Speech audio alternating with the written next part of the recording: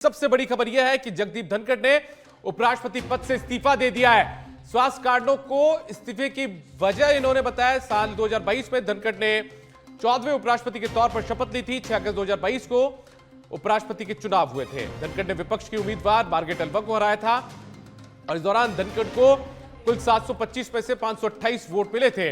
राजस्थान के झुंझुनू के रहने वाले जगदीप धनखड़ हैं। तो इस वक्त की एक बड़ी खबर आपको बता रहे हैं, देश के उपराष्ट्रपति पद से जगदीप धनखड़ ने इस्तीफा दे दिया है। अगस्त के महीने में 2022 में ये चुनाव जीतकर उपराष्ट्रपति बने थे।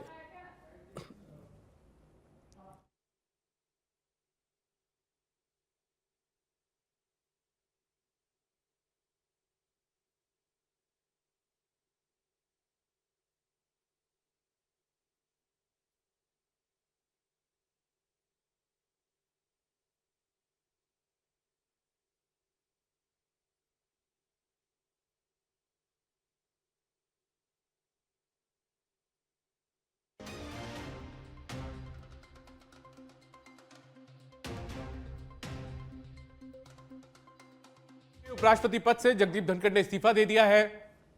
14वें उपराष्ट्रपति के तौर पर साल 2022 में अगस्त में उन्होंने शपथ ली थी। राजस्थान के झुंझुनू जिले के वो रहने वाले हैं। स्वास्थ्य कारणों का हवाला देते हुए उन्होंने अपने पद से इस्तीफा दिया है, यानी कि स्वास्थ्य कारणों को उन्होंने इस्तीफे की वजह बताया। राष्ट्रपति द्रौपदी मुर्मू को उन्होंने एक लेटर यहां पर लिखा है। उन्होंने राष्ट्रपति के प्रति आभार जताया, राष्ट्रपति के पद के लिए आभार जताया कि उन्होंने हमेशा उनके साथ में शांतिप्रिय तरीके से काम करने का मौका मिला। ये उपराष्ट्रपति ने राष्ट्रपति को संबोधित करते हुए इस लेटर में लिखा है।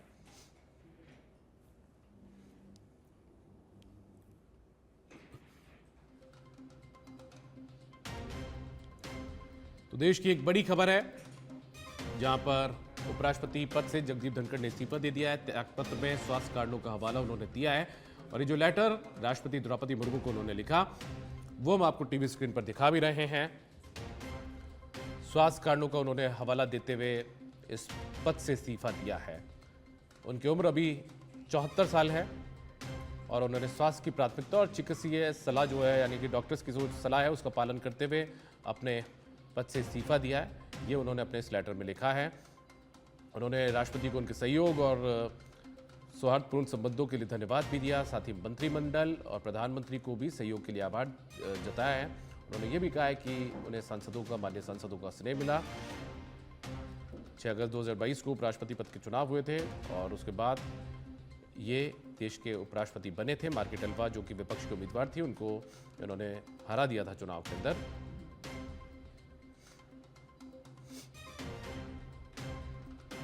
और ये जो टीवी स्क्रीन पर आप लेटर देख पा रहे हैं, यही वो लेटर है जो कि जगदीप धनखड़ ने लिखा है। अपना इस्तीफा जो लिखा है वो इसी लेटर में लिखा है जो राष्ट्रपति को भिजवाया गया है। और इस लेटर का यदि मजमून मैं आपको बताऊं तो उसमें साफ ये लिखा है कि माननीय राष्ट्रपति जी, सेहत को प्राथमिकता देने और डॉक्टर्स की सलाह को मानने के लिए मैं संविधान के अनुच्छेद 67A के अनुसार अपने पद से इस्तीफा देता हूं। उन्होंने ये भी लिखा कि मैं भारत के राष्ट्रपति में गहरी कृतज्ञता प्रकट करता हूं। आपका समर्थन अडिग रहा, जिनके साथ मेरा कार्यकाल शांतिपूर्ण और बेहतरीन रहा है। उन्होंने ये भी लिखा कि मैं माननीय प्रधानमंत्री और मंत्रिपरिषद के प्रति भी अपनी गहरी कृतज्ञता व्यक्त करता हूं। उन्होंने कहा कि प्रधानमंत्री का सहयोग और समर्थन अमूल्य रहा है।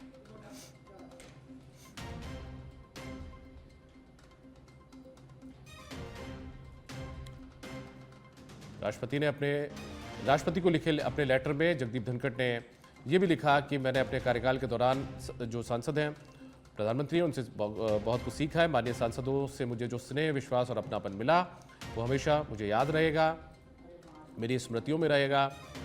उन्होंने इस बात के लिए आभार जताया कि मुझे इस महान लोकतंत्र में उपराष्ट्रपति के रूप में जो अनुभव और ज्ञान मिला वो अत्यंत मूल्यवान रहा। ये सौभाग्य और संतोष की बात रही कि मैंने भारत की अभूतपूर्व आर्थिक प्रगति और इस परिवर्तनकारी युग में उसके तेज विकास को देखा और उसमें भागीदारी की। हमारे राष्ट्र के इतिहास के इस महत्वपूर्ण दौर में सेवा करना मेरे लिए सच्चे सम्मान की बात रही। आज जब मैं सम्मानीय पद को छोड़ रहा हूं, मेरे दिल में भारत की उपलब्धियों और शानदार भविष्य के लिए गर्व और अटूट विश्वास है।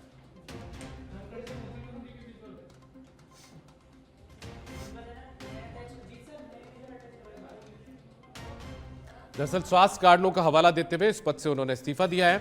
और मैं आपको थोड़ा कुछ दिन पहले ले चलूं तो अब से तकरीबन 25 दिन पहले का अपने उत्तराखंड दौरे के दौरान उनकी तबीयत बिगड़ गई थी।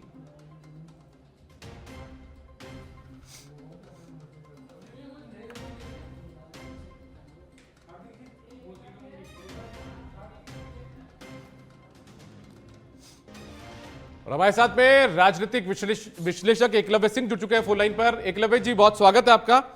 मैं आपसे जानना चाहूंगा इसके क्या क्या मायने निकाले जाए एकलव्य जी, जिस तरीके से संसद का जो सत्र चल रहा है, राज्यसभा का भी मानसून सत्र चल रहा है, उसके बीच उपराष्ट्रपति के इस्तीफे के, हालांकि स्वास्थ्य कारणों का हवाला दिया उन्होंने। देखिए दीपक जी, मैं समझता हूँ कि जो ये मतलब बहुत ही शॉकिंग डेवलपमेंट है, स्पेशली जैसा कि आपने बताया आज पहला दिन था मॉनसून पार्लियामेंट सेशन का, जो इसमें कि वो राज्यसभा में मौजूद भी रहे और उन्होंने एक बहुत ही जिसे कह सकते हैं कि एक ऐतिहासिक इम्पीचमेंट मोशन के बारे में भी बात करी। तो और देखिए यही इनकी कार्यशैली रही है, जो देश के अहम मुद्दे होते हैं उन पे वो एक बहुत ही प्रखर वक्ता रहे हैं।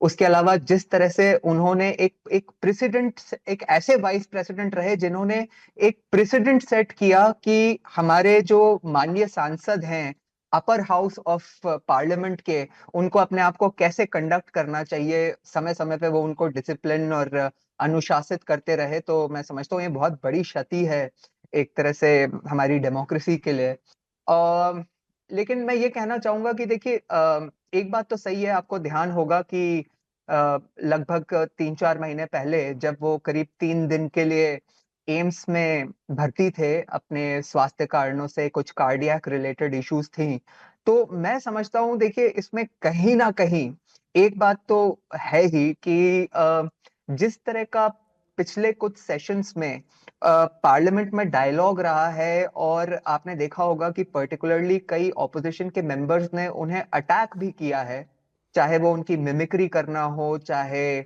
पार्लियामेंट में वो किस तरह से अपने आप को कंडक्ट करते हैं इनके ऊपर कमेंट करना हो, ये सारी चीजें जो थी। तो इन चीजों को मुझे ऐसा लगता है कि वैसे तो ये स्वयं बहुत ही एक सीजन्ड पर्सनालिटी हैं, और आपने देखा होगा कि जब इनका लास्ट डे था एज गवर्नर ऑफ बंगाल, तो उस दिन भी जो हमने आखिरी दिन की तस्वीरें देखी थी, जिस तरह से वो ममता बनर्जी जी के साथ एक मजाक के मूड में थे और हंसी मजाक चल रहा था।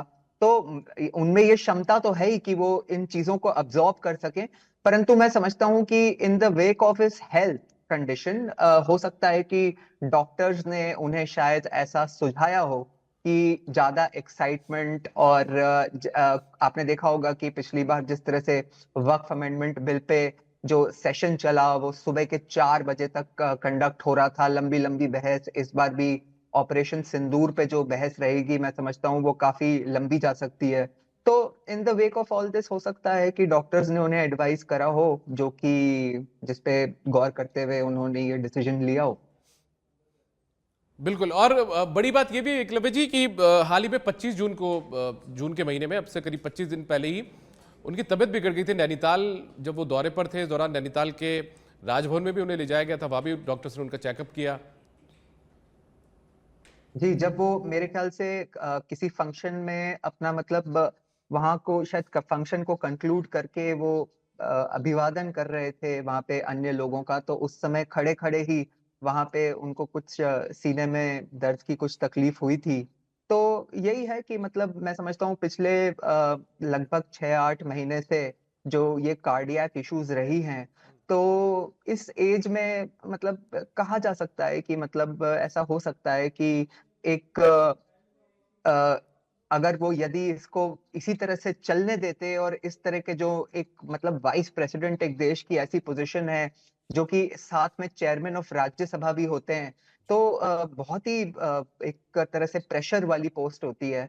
तो मुझे लगता है कि मैं समझता हूँ कि डॉक्टर्स ने जो उन्हें सजेस्ट किया होगा, ये कारण तो इसका यही रहा है, क्योंकि और वो खुद मतलब बहुत देखिए बहुत प्रखर वक्ता रहे हैं। आपने देखा होगा कि वो जिस तरह से अपने आप को कंडक्ट करते हैं, उसके अलावा वो मतलब बहुत मुखर होके कई चीजों पे बोलते हैं। आपने देखा होगा कि जिस तरह से उनने जुडिशियल रिफॉर्म्स की उसी फ्रेटर्निटी से, कानून के बहुत बड़े जानकार हैं स्वयं, और उसके बाद उन्होंने जिस तरह से जुडिशियल रिफॉर्म्स की बात करी हो, चाहे अलग अलग कानून को लेके अपना उस पे जो वक्तव्य दिया हो। उसके अलावा दीपक जी, आपको एक इंसिडेंट याद होगा जब वो एक मंच पे थे शिवराज सिंह चौहान जी के साथ में, और किसानों की बात हो रही थी, तो जिस तरह से उन्होंने, तो कभी कभी सरकार को भी खींच देते थे।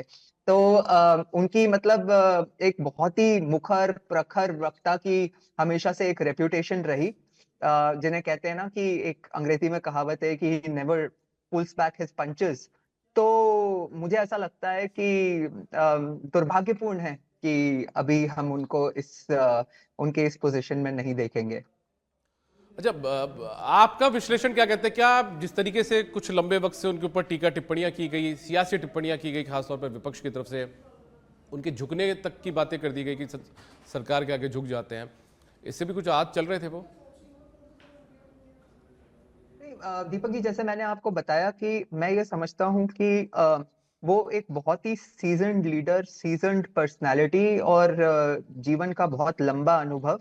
वो ये तो मैं नहीं कहूंगा कि मतलब इमिजिएटली उसकी वजह से कुछ हुआ होगा। उनमें वो सारी शक्ति है कि वो इन चीजों को अब्सॉर्ब कर सकें। लेकिन हाँ, आपने देखा होगा कि जब पर्टिकुलरली मैं अगर आपको याद दिलाऊं, तो जो वो एक जो आप झुकने वाली बात कर रहे हैं, जिस तरह से टीएमसी के जो सांसद कल्याण बैनर्जी ने उनकी मिमिक्री करी थी उस समय, मतलब दुख का विषय है कि राहुल गांधी जी भी उसका वहां पे वीडियो बना रहे थे, और जिस तरह से वो चला, तो उस समय वो काफी भावुक हो गए थे। और उस इंसिडेंट के बारे में उन्होंने राज्यसभा की चेयरमैन की सीट पे बैठ के मतलब एक वक्तव्य दिया था सारे माननीय सांसदों को कि क्या एक एक्सपेक्टेशन होती है उन लोगों से जो हमारे देश की जनता और देश को रिप्रेजेंट करते हैं। तो मैं समझता हूँ कि वो अब्सॉर्ब तो कर सकते थे, लेकिन मैं वही कहूंगा कि इन द वेक ऑफ जो उनकी अभी हेल्थ कंडीशन है, जो भी उन्हें डॉक्टर्स ने बताया होगा, मैं समझता हूँ, देखिए इसके अलावा और भी कई चीजें होती हैं। मतलब उनका परिवार है, उनके परिवारजनों ने भी उन्हें कहा होगा कि अब ये समय आ चुका है, ये जीवन का शायद ये पड़ाव है कि अगर ऐसी हेल्थ कंडीशन हो तो हमें डॉक्टर्स की एडवाइस लेनी चाहिए, और हम नहीं चाहेंगे कि मतलब कोई ऐसी स्थिति उत्पन्न हो जहां की मतलब कोई ज्यादा बड़ी क्षति हो जाए। तो मैं समझता हूँ कि वो सब जो चीजें, आप देखिए, मैं ये कहना ये चाह रहा हूँ कि जो ये इस तरह के उनके ऊपर जो पर्सनल अटैक्स होते थे, उन पर्सनल अटैक्स का रोल ये जरूर रहा होगा कि वो पहले की वजह से तो नहीं, लेकिन यदि आने वाले समय में भी इसी तरह से चलते रहता है, तो इस हेल्थ कंडीशन में, या जो भी जिस तरह का ऐसे एक कार्डियक सिचुएशन में अगर इस तरह के मतलब एक्साइटमेंट होगा, तो और अगर मतलब जैसे कहते हैं कि भावनात्मक पल जो हो जाते हैं, तो वो ऑब्वियसली मतलब ये तो हम भी समझते हैं कि किसी हार्ट के पेशेंट के लिए ये सब चीजें ठीक नहीं रहती। तो मैं समझता हूँ उसका रोल तो है ही। मैं क्योंकि एक चीज़ बड़ी बात ये थी एकलव्य जी की राजस्थान के रहने वाले वो हैं, राजस्थान के झुंझुनू के रहने वाले, और राजस्थान की शेखावटी जो अंचल इलाका है उससे दूसरी बार कोई उपराष्ट्रपति बना है। देखिए दीपक जी, एक तो मैं कहूँ कि मैं समझता हूँ कि ये बीजेपी के लिए भी एक तरह से बड़ी मतलब दुर्भाग्यपूर्ण अवस्था, एक सिचुएशन बन गई है, क्योंकि ये मैं समझता हूँ कि बीजेपी से जाट समाज को एक लंबे समय तक कंप्लेंट रही कि जाट समाज के लोगों को बड़े पद नहीं दिए गए, या बीजेपी में बहुत बड़ी पोजीशंस नहीं मिली। तो मैं समझता हूँ कि ये वो एक ऐसे फिगर थे जो पूरे देश में जाने गए, और जाट समाज का एक तरह से गर्व थे, और उसके साथ में एक बहुत ही हम्बल बैकग्राउंड, जो कि मतलब किसान घराने से भी ये थे, और उसके अलावा आप देखिए कि एक सेल्फ मेड पर्सन, कानून के मामले में जो इन्होंने एक मतलब जिसे कहते हैं कि एकदम हम्बल बैकग्राउंड से निकलने के बाद भी जो इन्होंने अपने लिए एक स्थान हासिल किया पब्लिक लाइफ में, वो हर कोई नहीं कर पाता है। तो ये एक बीजेपी के पास भी एक बहुत अच्छी अपॉर्चुनिटी थे, जिसकी मतलब एक अच्छे व्यक्ति को, जाट समाज को आगे बढ़ाने के लिए, जिस तरह से मतलब देश के तो वो गौरव बने ही, और मतलब जाट समाज के तो वो और किसान बैकग्राउंड के तो गर्व थे ही, उसके अलावा मतलब एक बीजेपी को एक वो ऐसे कैंडिडेट थे कि जिन्होंने देश का भी बहुत सम्मान बढ़ाया। जिस तरीके से वकालत उन्होंने की एकलव्य जी, और उसके बाद में वकालत करते हुए अलग अलग पदों पर रहे, सांसद रह लिए, सांसद रहने के साथ साथ केंद्र में मंत्री रह लिए, उसके बाद में बंगाल के राज्यपाल बन गए, फिर जाकर उपराष्ट्रपति बने, तो काफी लंबा अनुभव भी था जिसका फायदा भी देश को मिला उनके कार्यकाल के दौरान। नहीं, बड़ा इंटरेस्टिंग है जब वो एक्चुअली दीपक जी जब हाई कोर्ट्स में प्रैक्टिस करते थे और सुप्रीम कोर्ट में प्रैक्टिस करते थे, तो उन्होंने कई दफे गुजरात हाई कोर्ट में जाके इम्पोर्टेंट मैटर्स में प्राइवेट इंडिविजुअल्स को और गवर्नमेंट्स को रिप्रेजेंट किया था। और ये वही वक्त था जब वो एक तरह से हमारे जो अभी प्रधानमंत्री हैं, उस समय गुजरात के मुख्यमंत्री हुआ करते थे, वो उनकी नजर में आए थे ये, और उनसे एक इनका रिश्ता बना। और उसके बाद जो भी इन्होंने लाइफ में अचीव करा वो तो खैर पूरे देश और समाज के सामने है ही। तो ये मतलब आप देखिए कि बंगाल का गवर्नर बनाया जाना, ये अपने आप में ही एक ऐसे ही व्यक्ति को बनाया जाएगा जो कि मतलब जिसको बीजेपी एक मतलब सिर्फ जैसे कहते हैं ना कॉम्पिटेंस के लिए भी ट्रस्ट करती हो, क्योंकि बंगाल की सिचुएशन सिर्फ पॉलिटिकल नहीं है, नेशनल सिक्योरिटी सिचुएशन भी कई मायनों में है। और उसके बाद में आप देखेंगे कि वाइस प्रेसिडेंट जैसी पोस्ट के लिए इंटरेस्ट करना, वो मतलब ये सब देश के सामने है। और मैं तो पर्सनली बहुत ही इनका एक तरह से मतलब पसंद करता था इनको, और पसंद करता हूं। और मैं चाहूंगा कि कम नहीं, अगर वाइस प्रेसिडेंट के रूप में नहीं भी, तो अलग अलग मंचों पे ये जो मतलब देश की जनता को इम्पोर्टेंट इश्यूज पे वक्तव्य देते रहते हैं, वो देते रहे। अभी इनफैक्ट 4-5 दिन पहले वो राम माधव जी की एक बुक लॉन्च था, उसमें भी उन्होंने करीब 30-35 मिनट की स्पीच दी और बहुत फिट दिखाई दे रहे थे, और बहुत अच्छा वो वक्तव्य था। उससे आपको करीब लगभग 2 महीने पहले ध्यान होगा, जी उन्होंने जुडिशरी के ऊपर जो बात करी थी, जुडिशियल रिफॉर्म्स की, और जो अभी जस्टिस वर्मा का जो इम्पीचमेंट मोशन इंट्रोड्यूस होने वाला है उसके बारे में, कि किस तरह से मतलब प्रेसिडेंट जो होता है, फिर उसके बाद आपको ध्यान होगा कि हमारे जो माननीय राष्ट्रपति हैं, जी उनके लिए जो एक सुप्रीम कोर्ट ने एक ऑर्डर इशू कर दिया था, जिसमें कि ये था कि किसी भी चीज पे 3 महीने से ज्यादा नहीं लेने हैं किसी बिल को डिसाइड करने में। तो ये जुडिशियल फ्रेटर्निटी से एक तरह से होने के बाद भी उन्होंने ये समझाया कि क्यों ये समझना बहुत जरूरी है कि कैसे हमारे जो एक प्रथम नागरिक हैं माननीय राष्ट्रपति जी, उनको सुप्रीम कोर्ट ऑर्डर नहीं दे सकती है। तो बहुत ही प्रखर होके और मुखर होके अपनी बातों को रखते थे। तो मैं तो चाहूंगा कि ये इस तरह का ज्ञानवर्धन हमारे पॉलिटिकल लीडरशिप का और हमारी देश की जनता का सदा करते रहें। चलिए ठीक है, बहुत शुक्रिया आपका एकलव्य जी, आप हमारे साथ जुड़े और इस पूरे मुद्दे पर आपने हमारे साथ में अपनी जानकारियां भी साझा की। तो एकलव्य सिंह जो कि राजनीतिक विश्लेषक है, वो हमारे साथ जुड़े हुए थे इस पूरे मुद्दे पर बातचीत के लिए। तो 2022 में उपराष्ट्रपति के तौर